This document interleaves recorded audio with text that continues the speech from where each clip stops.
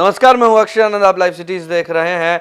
जीतन राम मांझी ने 18 तारीख की डेट दी थी जब पार्टी के राष्ट्रीय कार्यकारिणी की बैठक हुई थी। जब वो पिछले बार कह रहे थे तो उन्होंने कहा था कि एक बड़े विकल्प का एक दूसरे विकल्प की ओर हिंदुस्तानी अवाम मोर्चा जा सकता है, क्योंकि उन्हें महागठबंधन में सम्मानजनक सीटें नहीं मिल रही हैं। उन्होंने पिछली बार भी कहा था कि वो तेजस्वी और लालू प्रसाद यादव से बात करेंगे।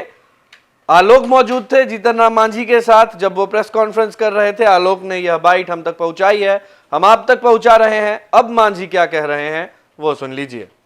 नेताओं को बेइज्जत कहा किया जा रहा था कि एक सीट से ज्यादा नहीं मिलना।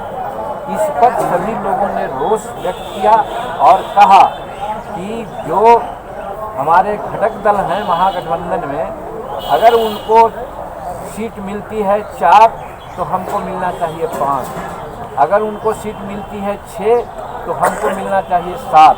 किसी भी गठबंधन के घटक से, इवन कांग्रेस से भी माने राजद के बाद सेकंड पार्टी के रूप में हिंदुस्तानी अवाम मोर्चा सेकुलर अपने को मानती है।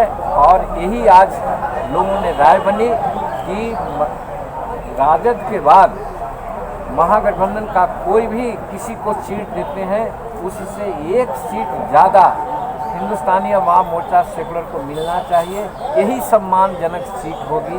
इसके लिए लोग हमको ऑथराइज किए हैं कि आप लालू प्रसाद जी से जाके बात कीजिए, और हम प्रयास कर रहे हैं निकट भविष्य में लालू प्रसाद जी से बात करेंगे या तेजस्वी जी से भी बात होगी तो ये सब की चर्चा करेंगे। और आप लोगों के माध्यम से भी ये बात एक पब्लिक डोमेन में जाएगी तो हम उसका स्वागत करेंगे। तो फिर से एक अल्टीमेटम, उसी बात से नाराजगी की। आखिर यह किसने कह दिया कि हमको 1 सीटें चाहिए।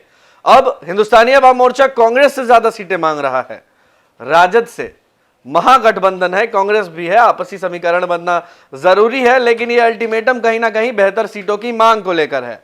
रालोसपा से तो ज्यादा चाहिए ही चाहिए, ये उन्होंने पिछले बार भी कहा था। इस बार नया यह है कि उन्होंने कांग्रेस से ज्यादा सीटें मांग दी हैं। पिछली बार उन्होंने यह भी कहा था कि 20 सीटों पर हमारी तैयारी है, जरूरत पड़ी तो चुनाव लड़ेंगे 20 सीटों पर। अब एक बार फिर से लालू प्रसाद यादव से बात करने की बात जीतन राम मांझी कह रहे हैं। बहरहाल देखना है कि महागठबंधन में ये जो खींचतान है वो किस तरह खत्म होती है। क्या मोदी को हराने के लिए सामाजिक न्याय से जुड़े लोग एक हो पाते हैं या चुनाव से पहले ही टूट जाते हैं। आप बने रहे लाइव सीरीज के साथ। बिहार से जुड़े तमाम अपडेट्स हम आप तक पहुंचाते हैं। धन्यवाद।